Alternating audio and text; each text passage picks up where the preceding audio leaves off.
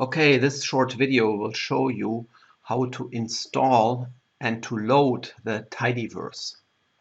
So to install it, and this process has to be only done once, you go to Tools, Install Packages, and then you type Tidyverse. Use the autocomplete here, so you don't have a typo, and leave everything as it is. Click Install. Wait a moment.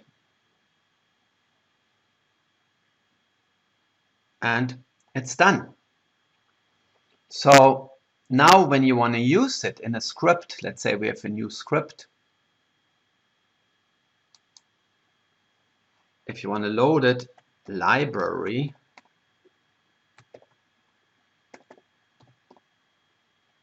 Tidyverse.